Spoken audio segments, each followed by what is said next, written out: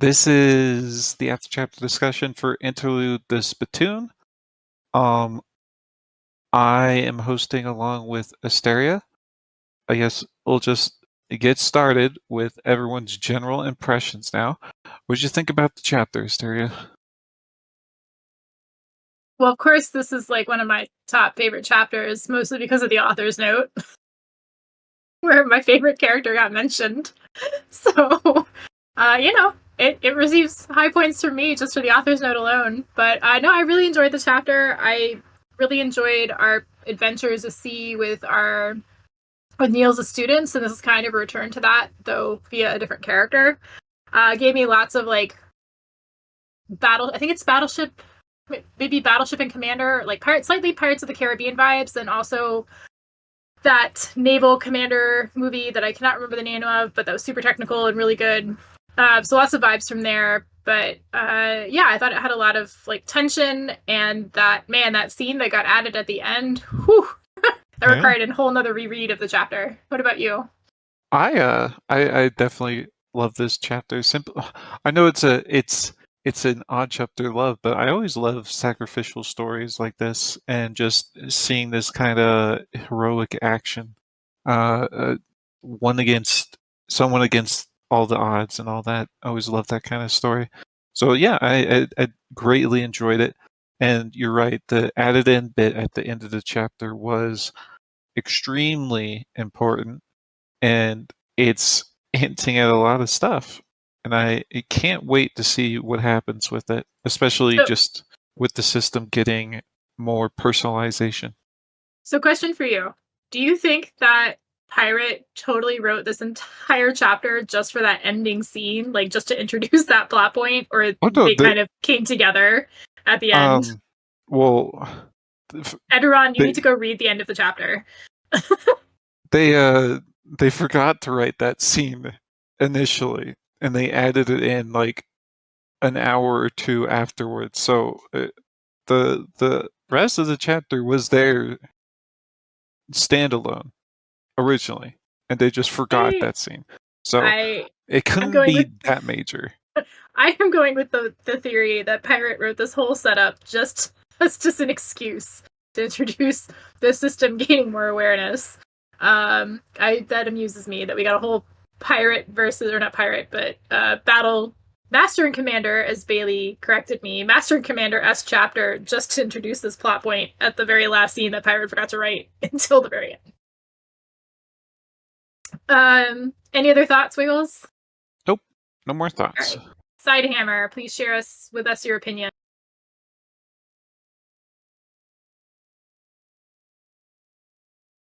I'm a big reader of nautical fiction and stuff, so it was fun to get a nice fantasy take on naval combat and stuff like that.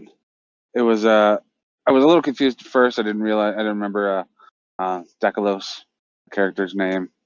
I remember of course, what happened with the trick and everything, and the Lord of the Dance kicking ass. But it was definitely interesting getting to learn about these new folks that we hadn't seen before, and they had a really great not a Suicide Squad esque just that that hopeless holding on to the last man wartime story is always tugs at the heartstrings and stuff. So really appreciated that, and definitely at the end was a big surprise. But I really hope we at least talk a little bit about the knuckle bits before we get into the implications of the ending. Oh no, absolutely. The majority of the chapter was on the nautical fighting. That we'll focus the majority of it. Well, we'll see how it goes. But yes, I'd like to focus on the majority of the chapter and not the last scene per se. Bailey, you're up. Or sorry, not Bailey. He was correcting me, or they were correcting me earlier about Master and Commander. Rhythm and Bruise, Descantor.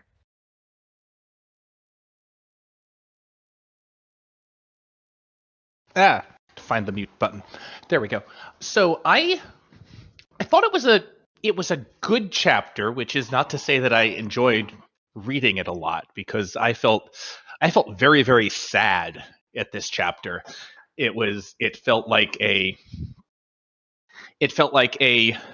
it was this reminder that everyone, it was a reminder that in a war there's all these people that are, they're not faceless drones. They're people. They've got their own hopes and dreams and are reasonable people and believe in their cause, and they're all dying on all sides. And so it was very much for me a this is the, everything is terrible. Why are you fighting wars? Please don't do that anymore, was my general reaction to it. And I sort of got the whole sacrifice. I connected a lot more with Dakalos's crew than he himself. And it was like, I also felt it was this compounded tragedy that, yes, other people were involved in it, but he was the most responsible for falling for the trick of any of the people and losing it. He was the one that got tricked, and yet everyone under his command died, and then he lived at the end of it. Really also struck home the whole in-world thing of how Rabbit Eater points out to everyone that, well, all the common people all just die. The knights and the nobles get to live on, and this was an extension of ramming that fact home again. And so it was this, to me, it was this horrible grand tragedy of a chapter that reminded me of nothing so much as what Cyril's doomed rear stand as anything else in the whole series. That was how I felt about it. Well, No. Go ahead, Wiggles. I definitely agree with you that it's a lot like Cyril's Doom Stand, but at the same time, you know, I don't see it in exactly the same way as you do, obviously. Mostly because, yeah, you're right that war sucks. Seeing war sucks. Seeing the costs of war sucks in every kind of way. But at the end of the day, these people are there of their own volition, and they believe in this cause, you know, and I respect that. I respect that conviction. So even if I don't agree with the whole war aspect of it, I still can see their sacrifice in a positive light. That's fair. I think that where I'm also coming from is that some days, some ways that makes it kind of worse for me, in that part of the grand tragedy is two sides of people who both have some reason to think that they're correct are fighting and killing with each other. And so I think there's nothing so horrible about war as good people killing each other. That's true. So I think that heightens that sense of tragedy for me personally. This obviously doesn't have to be how other people take it, but that's how it hit me emotionally. That's true. I can see that. Asteria, do you have anything to add? Nope. We can go on to the next person. All right, Edoron, you want to speak now? Yeah. Okay. It's obviously my opinion, but I didn't care about this chapter like at all. Like nothing. Just for me this was just another plot point that was opened in a series with more plot points than I can't find a good analogy right now. Something about cheese and holes, I don't know. But I had to read it before work, so I hadn't time to read the edit in part. Everybody's talking about it now. I have no idea what was added at the end there. You should go read it. It's only a few paragraphs. It's not too long. And somebody, maybe I have time to read it right now, later. Something about the system? I don't know, Yes. but like I said, many new characters or old characters, and I personally have problems to sympathize with characters that I don't really know that much. So all that sacrificing and dying is just, it's like having an episode where somebody is introduced and killed off again. So like I said, this was not my chapter. But now I really want to know what's the sentient system again? I want to know what happened at the end there. Just check your DMs real quickly. Oh, Check all your. We have Edge Dancer agrees with you. They personally didn't like this chapter as much as others. It was difficult to put a finger on it for them, and they discussed it with others in the Discord, but it felt like the whole chapter is a setup to exalt Admiral Dekalos when they felt like he'd never really earned that in this chapter or in the others.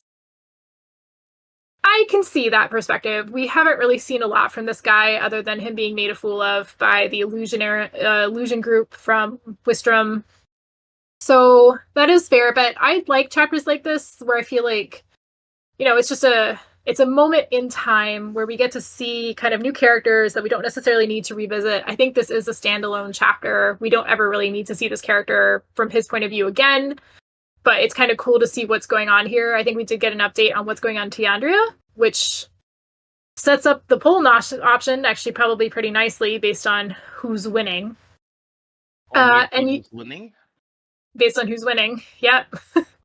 I mean, the Solstice is so far ahead of everybody else, it's not even... You never know.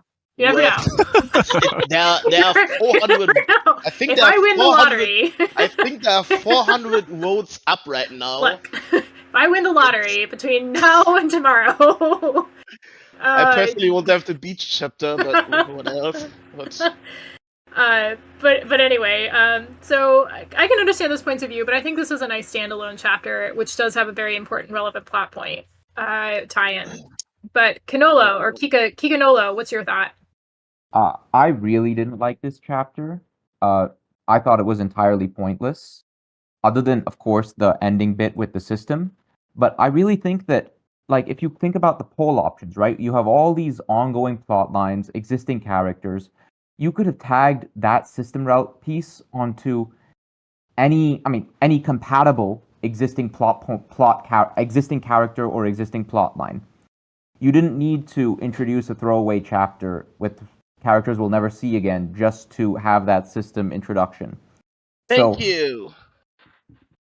I thought it was entirely pointless. I mean, yeah, you just have to look at the poll to see that all the things that could be going on and have not been wrapped up. And I mean, I see this as very different from the kind of one-off chapter that was like the rear arc where everybody died at the end. Because, I don't know, that one actually to me had a lot more emotional weight than this, which was a guy who's on the conquering side, a bit embarrassed, and a completely unearned redemption arc. I don't know. I really didn't like this chapter. Thought it was pointless and could have easily had its important bits tagged onto another compatible plotline that was more relevant. And I can tell you why you think about it, probably because we know the situation there. This chapter was another chapter in Weir's all over war arc, and so you care about it because it's relevant to the whole situation. This was just I don't know. Edron, please ping us if you want to speak. But Kiknalo, on your point, I don't really, I don't agree with it at all. Simply because this is connected into the Alien Domus war arc. This is connected into making Alien Domus an actual place. Basically, we got a lot of that introduction with Ryoka, and we have definite characters there, and seeing how their war is progressing is something we're going to see. And just on the poll note, like a lot of these polls are not like ongoing plot threads. There's Zenil and Cognita, which has basically had no active development since middle of volume 7 or volume 8. Sorry, we have the Prophet and Celt. We haven't even seen the Prophet basically at all. It's basically introducing the Prophet. We have the New Lands, the entire New Lands plot coming up, and that's again a new plot line basically where we're actually getting into the New Lands. We have the Curse of the Griffin Prince. That's again Lilith or Lillian, however you say her name, whatever her name is. She's been put on the back burner since Volume 7. We know barely anything about her. My point with bringing up the polls was more to just note that you could have stuck the system bit onto any relevant level up with a compatible character in a more relevant plot line. That was my main point in bringing up the polls. Well, I mean, that part of the chapter, sure, but that wasn't the whole chapter. That wasn't like the point of the chapter. I don't agree with Asteria saying it's the point of the chapter, but it wasn't the entire point of the chapter. The chapter wasn't geared towards that little bit of info. So yeah, that's all I wanted to say. Is I just disagree with you a little bit on that. Rhythm Brews, or Asteria first, do you have anything you wanted to add? No, I agree with you that I do think that this was plot relevant. We do have the ongoing Aladamas War with most of Tiandria at this point. We knew that there was a naval battle going on, so it was also a tie into Israel. We got some updates on how that's impacting all of these settlers heading to the new lands. So I think this is plot relevant, but I would agree that I can see the perspective from those who don't think that Dekalos's perspective kind of, even in this chapter, sort of earned him his quote-unquote redemption arc. So I had to share that their objection isn't seeing the chapter from Dekalos's perspective, but in the way that we're viewing the Admiral. If it's just a chapter of him, quote-unquote, in the soup, they would be a lot more kindly disposed to both him and the chapter, but they disliked how we are seeing him, not that we were seeing him. Okay, so it's answer, fair enough. Sorry for misquoting you earlier on that.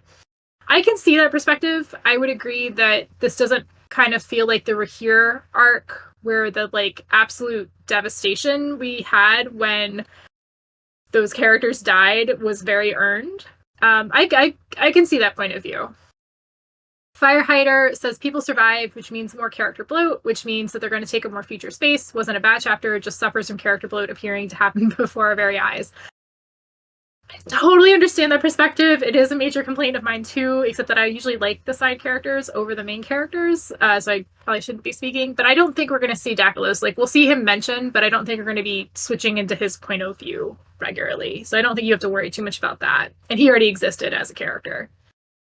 Bailey says that they get the point about this being a new character and stuff. Remember, this character's existed.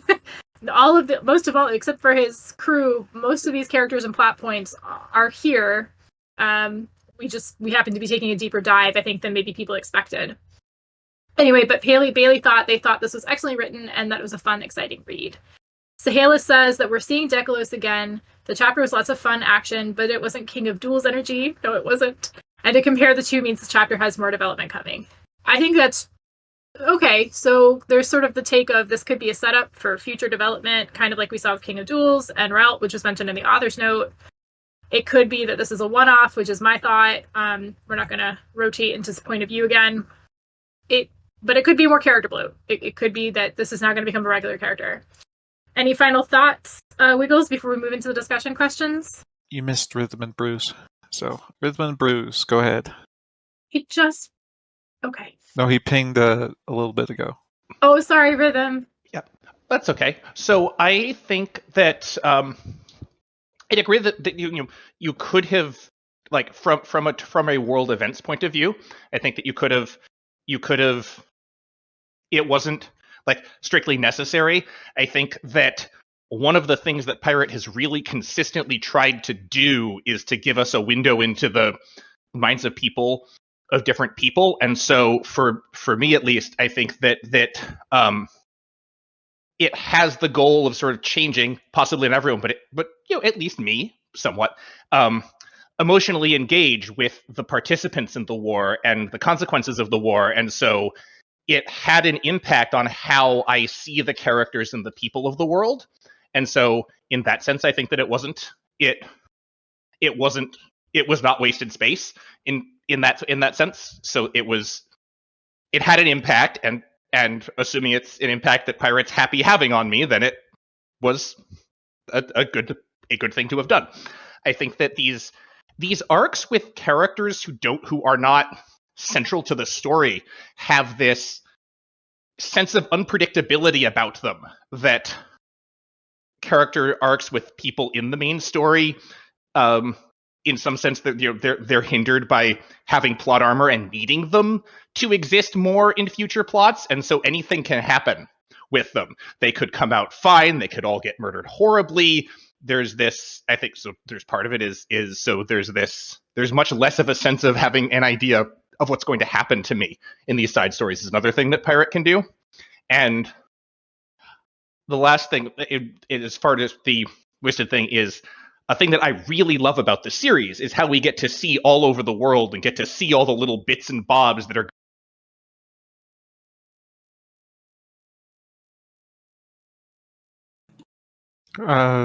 Did you, Rhythm and Brews, you cut out. Can anyone else hear it, Rhythm and Brews? No, he cut out as well. Okay. We'll just wait for him to come on again. But did you have any thoughts on what he was saying? The cutoff kind of threw me. Oh, we can wait for him to come back. I do agree on his point that the side characters with these characters that aren't super plot relevant, Pirate Abba really does seem to feel like they can do a lot more to them. They can break them, basically. They can use them up. Rhythm Brews, you there? Yes, my headset ticked off. What I was trying to say is that I really like that. Yes, the part about the side characters, anything can happen with them, so no one knows. But I was saying that the last thing is that I really love the part about. Did I cut out again? No, you're good. No. You're good. Oh, okay. I just read. Okay, so I was saying that a thing that I really love about The Wandering Inn, and one of the things that I think sets it apart from other web series, is we get to see all these different points of view, and we get to see what's happening on different continents and different nations, and all of these people and places, and it makes it feel like this living world, this giant living world that's much richer than I find in other things. And I think that is actually one of the things that makes The Wandering Inn one of the best fantasy series that I've ever read, is that we see everyone everywhere thing. That's pretty much it. I think you make good points, and I would agree on that. Any final thoughts, Wiggles, before we move on to the discussion question? Nope. Good. Okay, do you want to choose the first one? Well, we covered a couple of these questions, basically. Well, but... do you want to dive right into the first one then and kind of focus on the overall nautical theme of the chapter? Yeah. So we do have a couple, I don't know the appropriate term, but we do have a couple of sort of nautical focused and people in the readership, and I think they're even here with us today. So it would be great to hear from you guys as well as everybody else. What did you guys think of the nautical elements? Were you sold on them? Did you believe them? If you are more of an expert on this than some of us, did everything kind of like work out right with the terms and the techniques? Go ahead and ping. All right, Sidehammer. Yes, go for it. I was just waiting to see if there's anyone else. Yeah, I really enjoyed this. I have read a number of different nautical stories. Master and Commander, as one was mentioned earlier. The Jack Aubrey and Stephen Matterman stories, as they're called in the books. And it was definitely a departure from what I've read, because usually what we read mostly, and what we think of mostly when we think about ships and galleons and things like that, that's from a totally later time period than most medieval fantasy. Obviously, it's not medieval. It's more along to the Age of Sail, which is like from 300 to 500 years later. So there's been a huge advancements in technology and stuff. But it was I did appreciate the correct terminology, as it were. There weren't a lot of shout outs or certain orders about which sails to raise or which clues to fasten. A lot of technical tailored sailor jargon, but at the same time, they didn't use any older or newer age ships. Like they didn't use terms used for later Age of Sail stuff. They rather used the correct terms of like the ships of the olden days, like cogs and caravels, galleons, things like that. And I definitely appreciated that. The camaraderie on board ship was definitely something I found appealing or reminiscent of the old of a lot of medieval, or not a lot of um, military stories. I say it translates very well between just on land to on ship. So you don't have to be a stickler for, or a connoisseur of either one to really appreciate either one. But I have to say I really did enjoy Dayona Milla getting a shout out by the crew, and the seeming reverence that they had for the time mage. I thought that was really fitting, and I definitely enjoyed the battles and the different takes on the weapons that they use to fight ship to ship, because we're all used to cannons and stuff, but that's not something that's in the story quite yet. So we're seeing things like ballista and catapults, and of course wands and spells and stuff going through. So I thought that was pretty fun, and the it was mostly just the life on board ship. I really appreciated the hardtack type of bread that you're given on board ship. It's famously uh, hard to eat, and there are so many sailors parables, stories. It's just, if you know anything about the military and eating MREs and stuff, it's just crap food, But this is sailors' crap food, and it's just this hard ass piece of bread that you can't eat for anything, but it saves for a long time, and it's technically calories, so you eat it. And I have to say it was a little over the top with the eels and the rats and all that stuff. That was a little more, but there are stories about what do you call it? Vindictive, vindictive over freaking people above you, vindictive bosses and stuff. Not getting their or taking it out on their soldiers or people who are in disgrace. Giving them the crappiest duty and the worst supplies and stuff like that. So that is a real thing that happened. But one last thing, and then I'll shut up finally. The tactics used by Decalos and his crew, it was almost reminiscent of a man named Horatio Nelson, Lord Nelson. He was a British admiral, and he actually had he was known for his just kind of brazen tactics. Just screw the tactics, just go straight at the enemy. This kind of thing he had, and he was a huge inspiration to Britain during the wars with the France against Napoleon and things like that. And he actually had this thing that they called the Nelson's patented boarding bridge, in which he sidled up alongside an enemy ship, took it while it sidled up alongside another of the enemy's ships, and he took the first ship and then instantly jumped over to the next one and took that one as well, and then rode off and rammed it into something. And it definitely reminded me about this in the story today. And finally, this kind of action, we've been reading about how people have been trying to build up their navies, and how Aelandamus is not a naval power, and they're not a naval culture. This is the sort of thing. This story, especially the way, especially with the way Aelandamus uses their propaganda. This is the thing that will make them a naval power.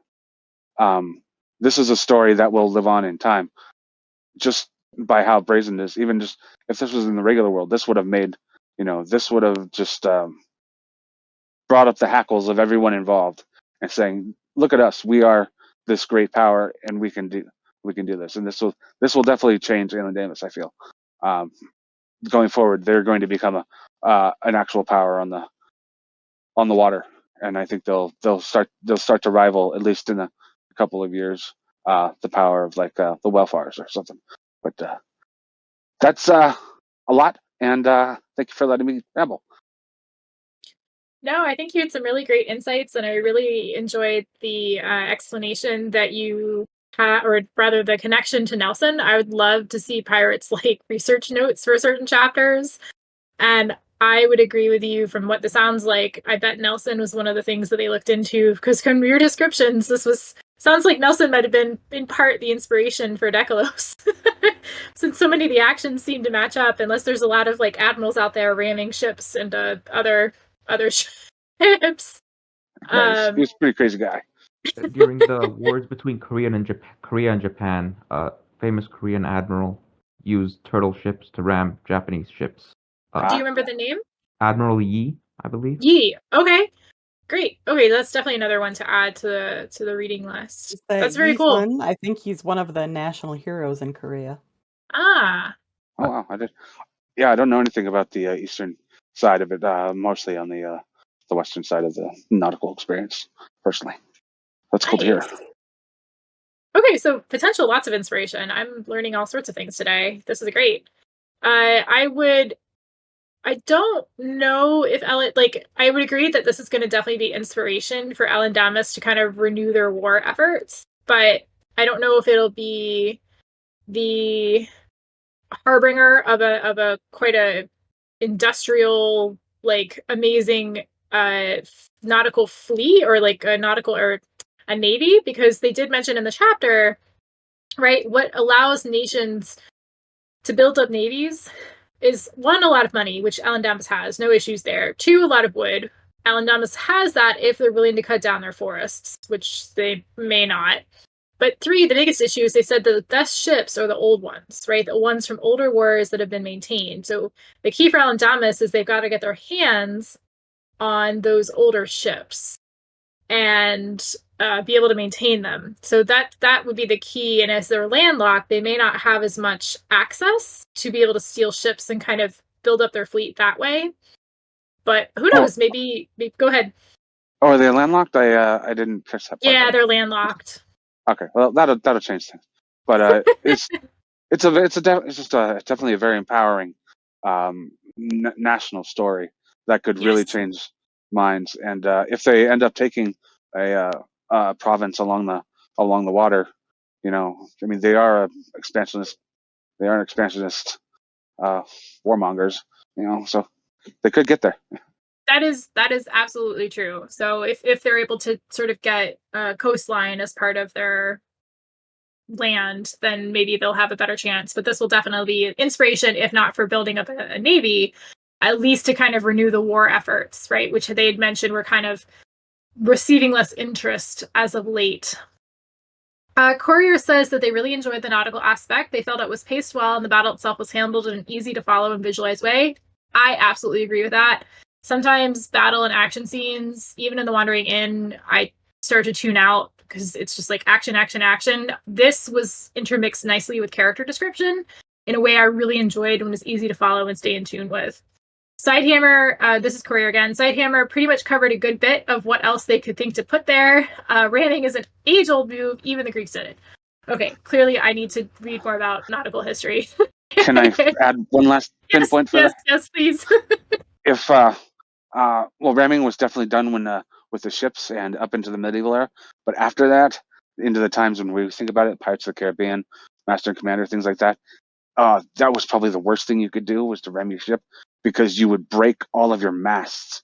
So that's a pet peeve of mine, is ramming. But they did it really well in this, because I had no problems with it in this, because if they were sailing, they were rowing, and they have built-in rams and stuff, so it was all good. But it could have been annoying, but it was not. So I appreciated that. That's good. Good to know. Mel said, in Earth historical terms, this battle is very comparable to the Battle of Jutland in World War One. Mel, did you want to speak and expand on that a little bit?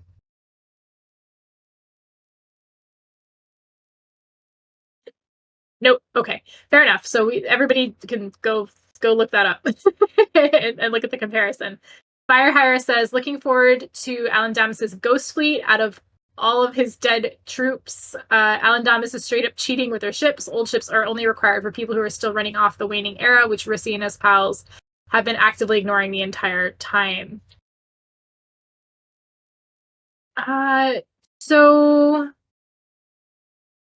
maybe, but I don't know if I think a major point is that it's ships from before the waning era that are the ones that really control the waters. And unless you have one of those, you're kind of out of luck, because there isn't necessarily ships that have been built during the waning era that are really comparable. But maybe in the new era, with the advent of magic and sort of older folks like our dear dragons kind of coming out of Snoozeville, they're going to start imparting some of this nautical knowledge that has been otherwise lost. Kiganolo says they would compare it to the Battle of Myeonyang, 13 ship last stand versus 100 plus. Kiganolo, do you want to expand on that a little bit for that comparison?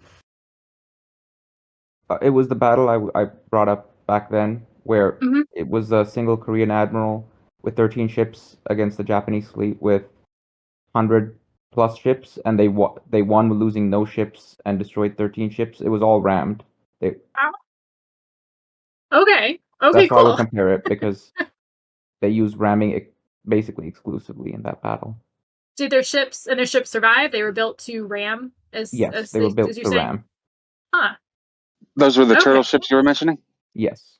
Yeah, those are hugely armored, and they don't take damage easily. I've added a few notes up in the live chat channel about that stuff, and there is a film based on Admiral Yi Sun-shin.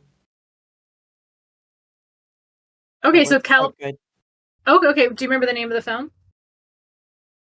The Admiral is usually what it's called, but the full title is The Admiral Roaring Currents. That's an epic title. I'll have to add that to the watch list. It was a really good movie, too. Okay, nice. So do you want to read out what you quoted regarding the battle? Ian, well, from the Wikipedia, talking about his time as admiral, something like 23 naval engagements, and in most of these battles he was outnumbered and lacked necessary supplies. He nonetheless won battle after battle. His most famous victory occurred at the Battle of Myeonyang, I think Myeonyang, where despite being outnumbered 133 warships, at least 200 logistical support ships to 13, He managed to disable or destroy 31 Japanese warships without losing a single ship of his own. Wow. So I just love the diversity of the readership, I must say. The fact that like you guys are able to kind of bring these facts in and really add some like extra detail to sort of expand on the knowledge of the chapter is fantastic. I just have to say. Like, so really thank you guys for sharing that knowledge. I want to go back. I want to do some reading and watch that movie and then go back and read the chapter with a little bit more information. To sort of conclude this, Firehire says they pulled drowned ships out for their new battleships. Okay, for sort of how they're going to be expanding upon their fleet. Good. I will say, just to sidehammer one of your last points where you brought up about the rats and the eels and like the the hardtack. I think that's Pirate taking a little bit of advantage of the fact that we have magic present and skills present in this chapter and just sort of throwing in the flavor of the Wandering Inn world, where we know at least the rats, right, came from the Wiggles. How do you pronounce her name? Valley? Veil Teresa? Yes, right. The rats are from her dungeon island, so they're going to be fairly educated and survivors and mean. I forgot about that. So I think we can excuse the rats because, you know, they're from an Archmage's island dungeon. But yeah, no, great points all around. Wiggles, did you have any final thoughts about this question? Just overall, I agree with a lot of what Sidehammer said. I definitely like the naval aspects, and I think just like keeping the whole terminology down, like not going super hard on tack this, tack that, put the sails up, whatever. Just doing away with all that it simplifies it, and it was a good choice because they didn't have to worry about being super well versed in that kind of scenery description. So I like that overall. Yeah, it was a good scene. I liked it. Okay. Do you want to choose the next question while I look eagerly on to the information that Kel has posted? You guys, Sure. if you haven't checked it out, these pictures of these turtle ships are awesome. They're super cool. I guess we'll move on to the last few paragraphs of the chapter, since everyone probably has something to say about that, and we're getting close to the end of the discussion. So let's just go with Big Sis. The grand design seems to be growing even more animated. How do you feel about the continued humanization of the system, and where do you see it going from here? What do you see as the end goal, kind of, for the system getting a character, basically? We've gone through 8 volumes, and the system was very detached. It never showed up as much as it has in starting at the end of volume 8 with epilogue, and then now continuing volume 9. So what do you guys think about that? Wiggles, What? Did you come up with the nickname for the grand design? No. Big I Sis? just Literally read. Big Nope. I just read the question. So instead of Big Brother, we have Big Sis. Okay. That was me. Sorry. I love it. No, I think it's great. I personally disagree. It's the grand design of Ista Canis. It's It Big is Sis not from Big now on. Sis. It is. Nor is This it is grand awesome. design Sean. Yep. Big Hey, Sis. if you're gonna actually put some questions in there and not make me read them all, then you can call it what you want to call it. Big Sis is the official nickname. That's perfect. I love it. Now we just have to get it in the Wandering Inn officially. It'll never happen. Aaron would totally call the veto it. grand design Big Sis. Nope. Ever. Yes. Absolutely. Yeah. I I just need like to run it by Lynette and we're good. I like the humanization, by the way. It's actually really fun to see it getting screen time. It's fascinating, really, to see behind the veil, kind of what this system is like after we've seen it for millions of words now. Just getting a look into how it kind of deals with everything is really cool. The fact the fact that it also just cheers for people. Like, it's literally a cheerleader for people who are about to level, regardless of whether or not they're level 50 or level 2. It's cheering them on. That's just cool. They literally okay, maybe you guys think this is cute. I think Big Sis is like a kind of creepy setup for maybe like that's gonna be the final big bad. Like gods are like Really? one level, but Big Sis is like, I feel like coming on as big bad. Yes! It literally referred to everyone as data points in its system. It feels like it owns them. It does kind of own them. It can So what do you think it's gonna can rewrite their memories at will and the completely block them from knowing anything. Faye literally warned Ryoka like not to get involved with that because there's like something so creepy and controlling behind that whole process. It is, but at the same time, like, obviously, okay, you're right. You're absolutely right that the system is creepy in multitudes of ways, but it doesn't abuse that, and I don't get the impression it will. It literally conspired to give Eren as many possible upgrades and random skill sets as possible she wasn't even at level 50 yet. Because it has felt that because prior it favors to this, her. It favors her. It was looking for any loophole it could get to give her what it wanted. It favors her now. Prior to this, it felt like it hadn't given her enough, and its element to her wasn't good enough. So now it's tipping the scales. Okay, so it's not it's not the same thing. All right.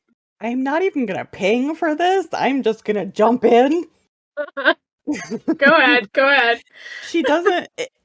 System Kun doesn't favor Eren so much as, like Wiggle said, Eren has rejected a lot of the stuff that she's tried to give it, which it doesn't understand, but it feels like she hasn't gotten compensated for it, for the things that she's done. And then after the Deadland stuff, it recognized everything she did, like happened at the end of this chapter, where it was like all these things were pinging against it, and it was trying to give her credit for it, but it couldn't because all the sources, all the templates were gone. So now it's trying to sort of make up that gap and like retroactively reward her for stuff. But it's not really favoritism, it's trying to do its job. Yes, I agree with that. It's taking creative liberties with, as we see in this very chapter where it's trying something it's never tried before. Well, yes, but that's not favoring Eren, which is what your claim was. I'm gonna have to go back and find the text. But Asteria, onto your greater point about the system kind of being the big bad, I'm not getting that feeling. Like it feels much more like the system is. The setup is there. Really? I'm just not feeling it. I'm not getting the same vibes as you are. How do you think it's going to react when all the Earthers try to leave? It will erase their memories of ever wanting to leave and force them to stay here, of course. Oh, it's just natural. It's a natural thing to do.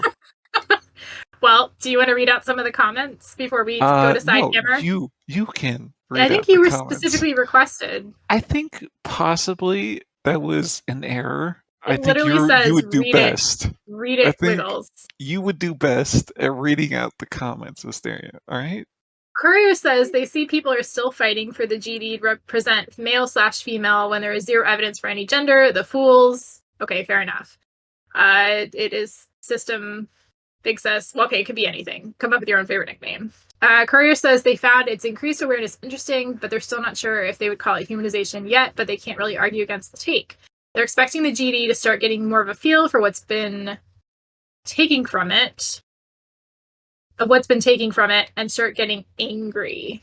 Interesting take that I gave regarding it being the big bad. Courier says so GD ends up del.exe on dead gods at the end, and the final fight is to destroy the possibly now tyrannical system entirely and return magic to the old ways. Would be a twist. I can kind of see it going that way. that does kind of feel like a typical sort of plot point where maybe your ally becomes your enemy. I could see it going that way, but Pirate constantly surprises us, so we'll see. Kel says that another nickname for the GD is System Kun. Firehire says, as long as the Grand Design Senpai doesn't attempt to step in on any more conflicts and reserves itself for keeping the world intact, they're marginally okay with it. Thetacron says, the system's roots for everyone, not just the good guys. Just wait until it starts cheering for Yazdil and gives them a bunch of levels. That is true. That will quickly sway readers' opinions. And Bookworm has a smiley face of Mersha.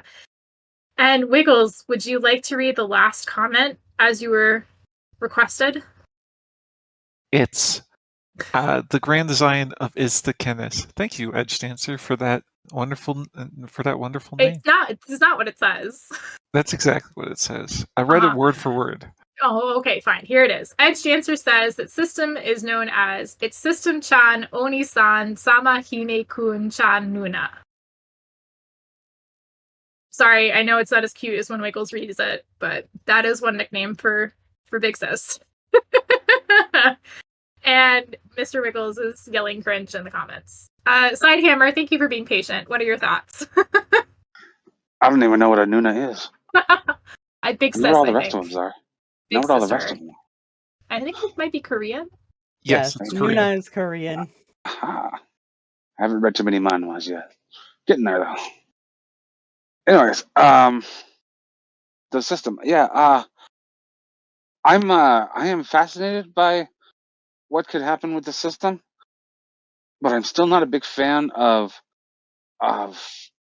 Deus Ex Machina, like actually having a god on your side or luck like Mersha or something like that. I got faith in Pirate that they're going to do it well, but I've never been a big fan of having someone on high, kind of nudging the scales. Personally, I can see, however, I can see a villain arc coming, depending on how, or an antagonistic bend to it, if you will. Depending on how quote unquote human the system became, like it could just be like, an AI, with the paper clips, just trying to. There's no morality in paper clips. Just want to make paper clips out of everything. It'll use your kid to do that, or it'll use just rock and stone and ore. So it's depending on how far the characterization, what the personality becomes. I could definitely see the cast fighting against it. But I also enjoyed just the implication that that it could reach out and tug on what was taken by Casigna. Just the actual like hey, those aren't yours, are they? Try to pull back on it, and Casigna could feel that, and it was actually doing something, or it actually touched her realm. So it was pretty cool in that sense. But I'm really, it is fun to see how the system almost tries to work through its choices. It's like well, he did this, but that doesn't really equate. He's not the archer of loss. He he didn't quite reach this standard, but if we make it like here, it's just fun. It almost feels like a bunch of us in the chat, wondering what the combination will be, or the new level or the new class will be. So that was fun, and I appreciate Pirate for doing that. It is interesting, like what you were saying, how Big Sis was trying to reclaim the soul.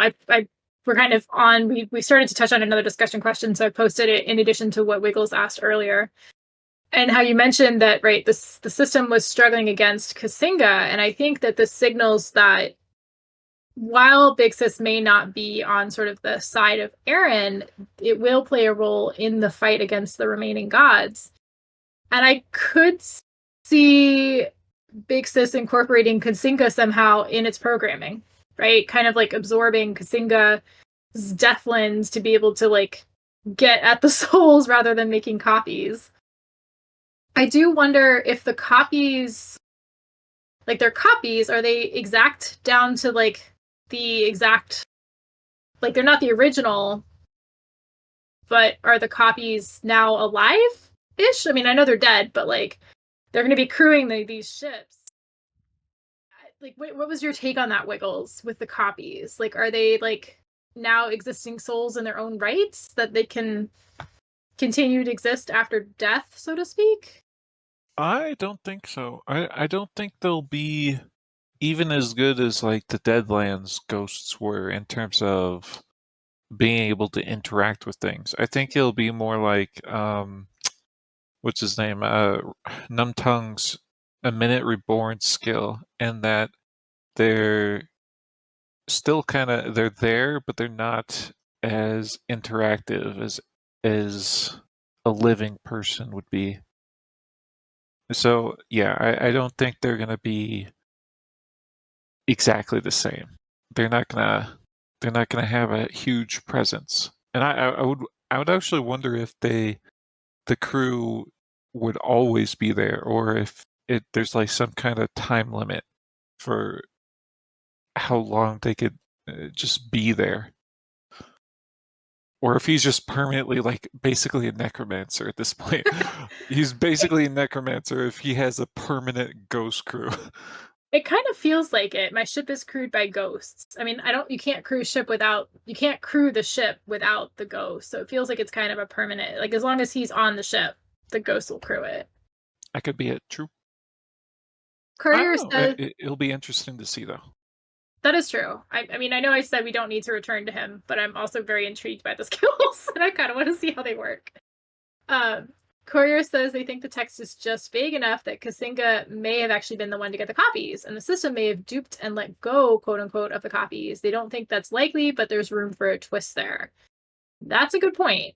It could be that Kasinga's got the copies, and maybe that's something that Pirate will capitalize on in the future to free the souls that Kasinga's trapped, swapping out duplicates and pulling the trapped souls out of the sort of Deadlands and maybe putting them elsewhere, and that will weaken Kasinga over time.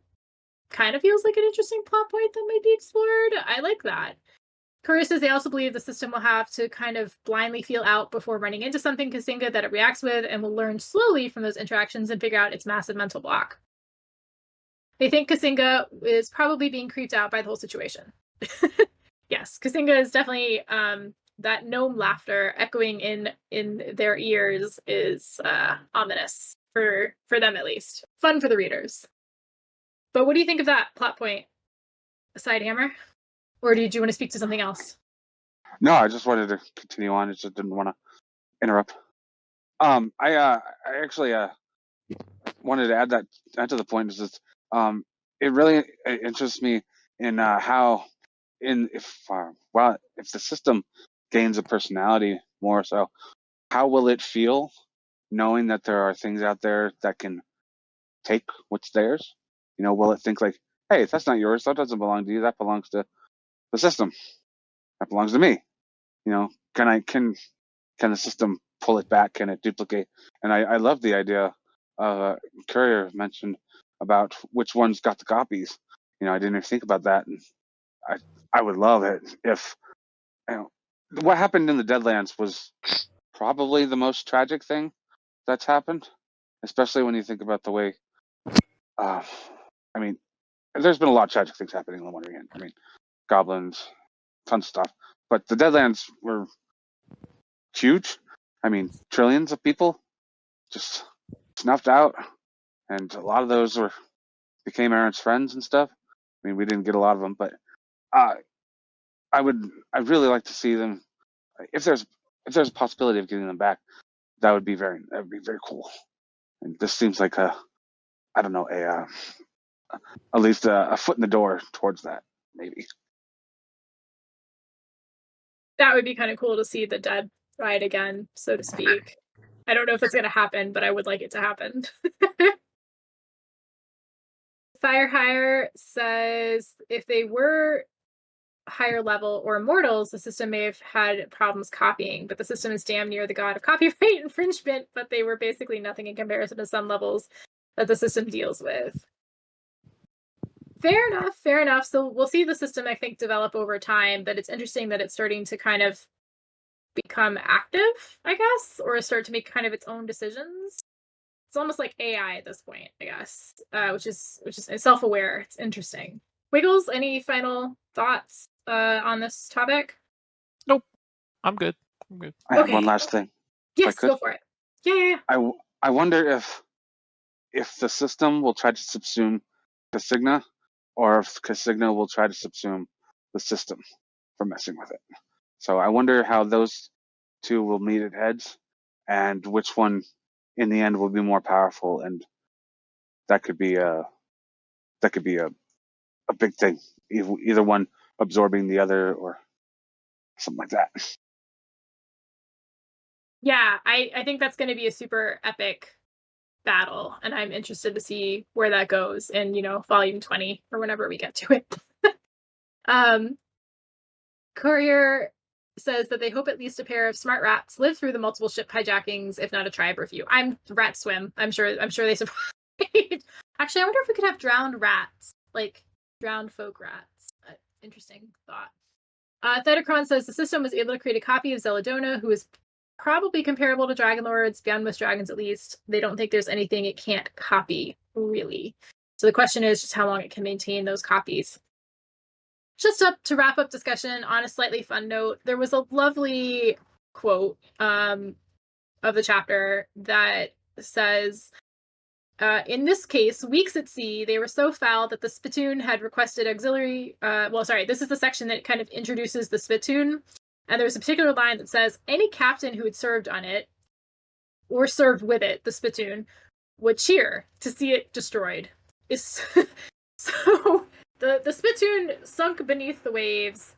I wasn't quite clear on this, but do you guys think the Spitoon has survived, much to the dismay of anyone who wished to see it gone? Spitoon is dead. It is gone. Are you sure? Forever. Are you sure? 1,000%. But what about that? 10,000%. What about that skill? It's red herring. How about that? It says, "My ship shall not sink before I do." It's a red herring.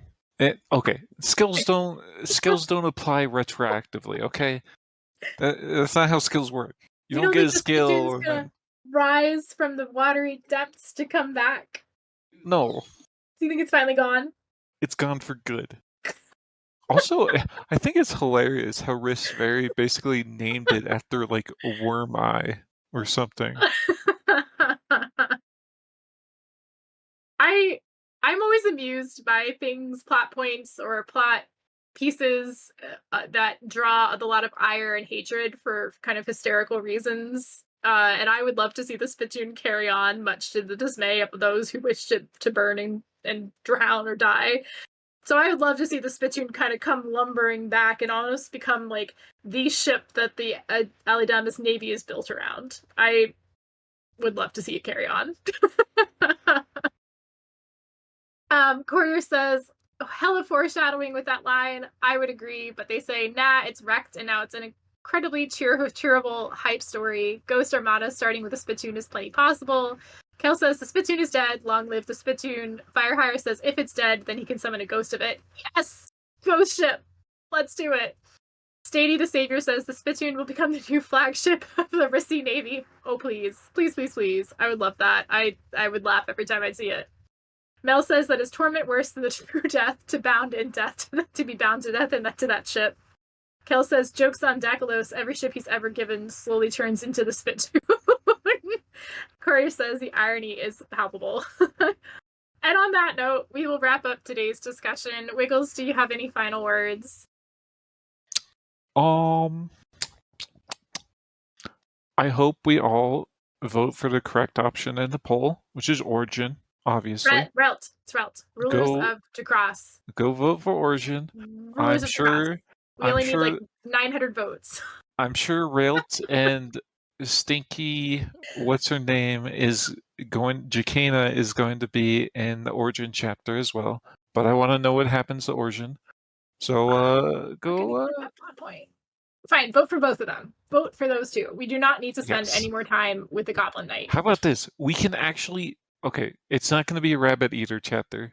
First of all, it's going to be a Norman chapter. Oh, but- that's even worse. But anyways, we can tie it. I know how Yes. much everyone Oh, in this Wiggles, community loves ties. You... You're so mean to Norman. Yes, Norman can boring. take it. Wow. Okay, Asteria. That's just mean. Anyways, those were my closing thoughts. Vote Origin, vote Rails, get them tied to the top, and we'll be all happy. Is it Origin or Origin? Origin. Origin. Orange? Origin. Not orange. Origin. Origin. Jin. Like a genie? Digin?